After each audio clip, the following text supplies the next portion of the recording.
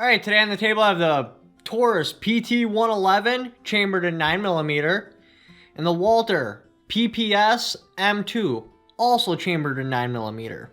You will see a $170 price split, the PPS being about $170 more than the PT111. Your PPS is a single stack firearm, so your capacity is kind of limited. Your PT111 is a double stack, so it's just about double the capacity of the M2. Size, with the extended mags in there, the PT111 is slightly taller. Now if you went with a flush mount base plate on both of them, there's a size difference, or if you took the measurement with the magazines out, then the M2 is quite a bit shorter.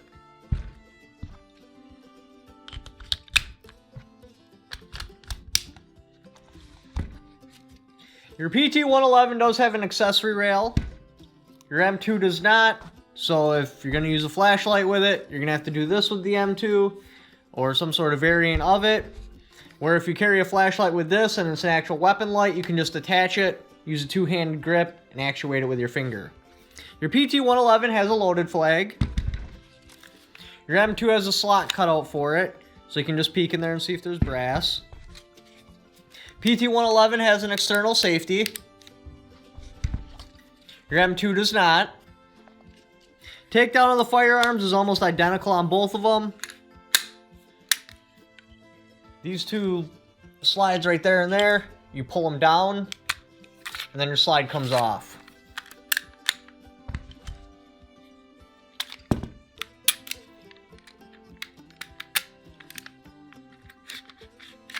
Now assembly and disassembly, the M2 is a lot easier. I think it's because it's got a longer rail in it.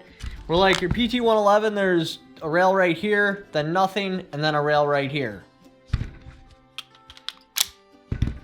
Magazine release. On your M2, very user-friendly, very easy to hit. The button sticks out just the right amount so you can swipe it nicely. Your PT111,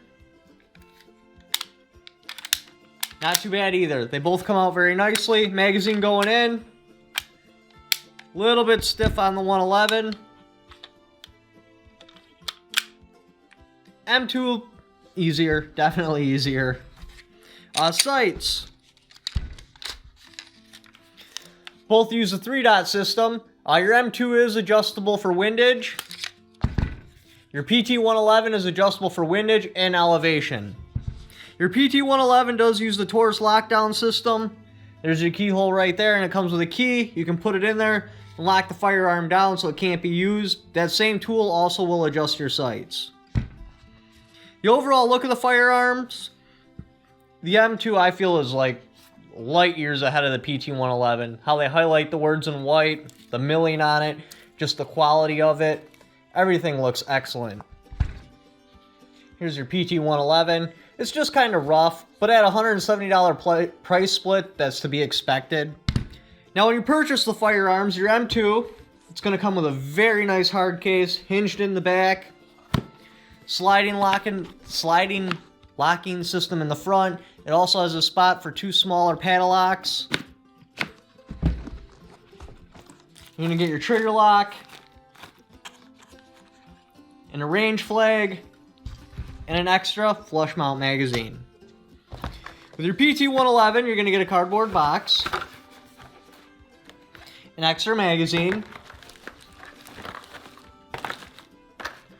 range flag, and your lockdown keys. The M2 is slightly lighter than the PT111.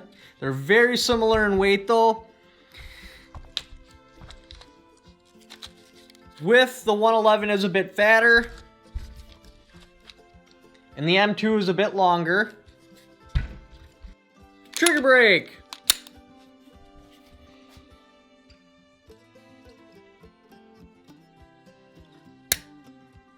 The M2, I do get some movement in the front sight. It's not terribly bad, but it's not the most ideal trigger brake. PT111.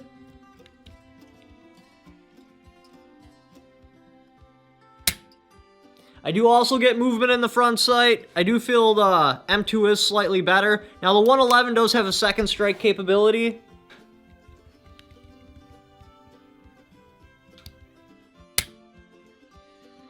Oddly, I think the second strike capability breaks just a little bit better than the original trigger pull.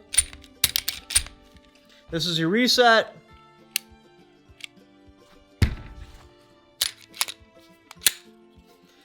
Your reset on the M2. Right there. The M2 does have a shorter reset in the actual trigger pull itself. I do prefer the M2's better. This one's real gritty. I don't know if you can hear it.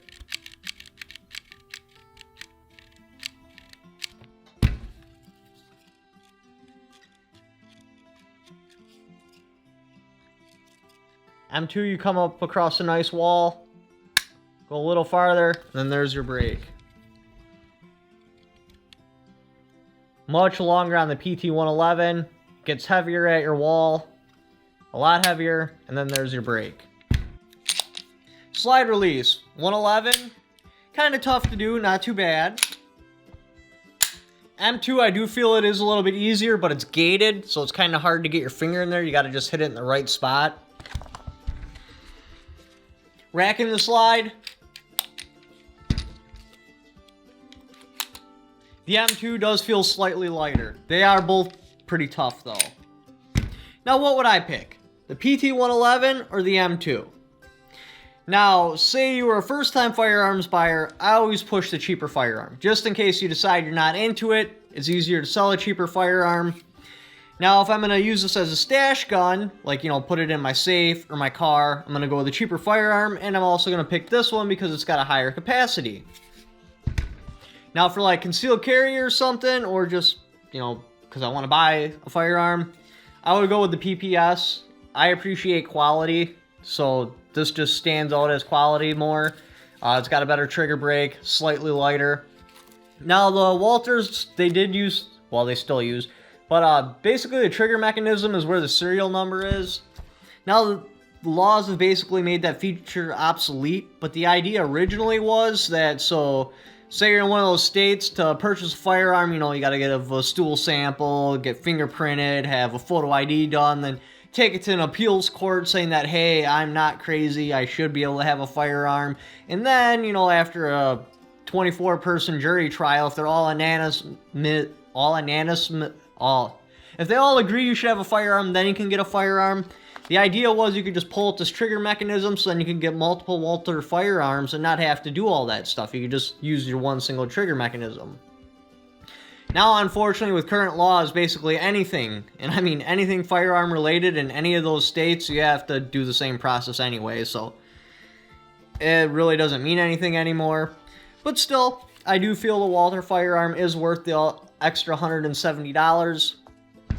Again though, if you're new or you're looking for a stash gun, I'd recommend the PT111. Leave in the comments below which one you would pick and why. Thank you for watching. Don't forget to subscribe.